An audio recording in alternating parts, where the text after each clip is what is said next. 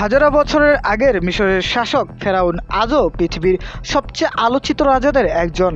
আল্লাহর নবী হযরত মুসা আলাইহিস সালামের সময়কালে এই শাসক নিজেকে ঈশ্বর বলে ঘোষণা দিয়েছিল, মানুষকে দাসত্বে আবদ্ধ করেছিল আর নবীর বার্তা অস্বীকার করে অত্যাচারের সীমা ছাড়িয়ে গিয়েছিল।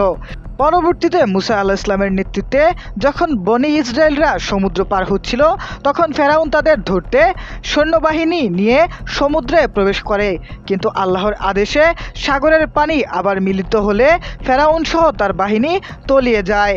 পবিত্র কোরআনের সূরা ইউনুসের আয়াত নাম্বার 92-তে আল্লাহ তাআলা বলেন, আজ আমি তোমার দেহকে রক্ষা করব, যাতে তুমি তাদের জন্য নিদর্শন হয়ে থাকো যারা তোমার পর আসবে।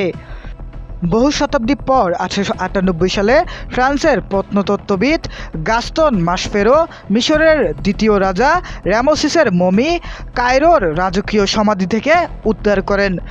পরবর্তীতে গবেষণা করে তারা দেখতে পান এই দেহ আশ্চর্যজনকভাবে প্রায় অক্ষত অবস্থায় রয়েছে। বিজ্ঞানীরা বিভিন্ন পরীক্ষায় নিশ্চিত হন যে এটি সত্যি ফেরাউনের দেহ, যিনি মুসা আলাইহিস সালামের যুগে শাসন করেছিলেন। আধুনিক প্রযুক্তি ও ডিএনএ বিশ্লেষণেও মমির বয়স ও পরিচয় সম্পর্কে প্রমাণ পাওয়া যায়। পবিত্র কোরআনে আল্লাহ তাআলা ফেরাউনের অহংকার বর্ণনা দিয়েছেন বহুবার। সূরা আল কাসাসে বলা হয়েছিল, নিশ্চয়ই ফেরাউন পৃথিবীতে উদ্ধত হয়েছিল এবং সে তার অধিবাসীদের দালালিতে বিভক্ত করেছিল।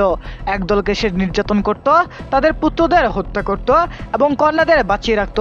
অবশেষে মুসা আলাইহিস সালামের নেতৃত্বে বনি ইসরায়েল জাতি যখন আল্লাহর আদেশে সমুদ্র পার হচ্ছিল, ফেরাউন তার বাহিনী নিয়ে পিছু নেয়।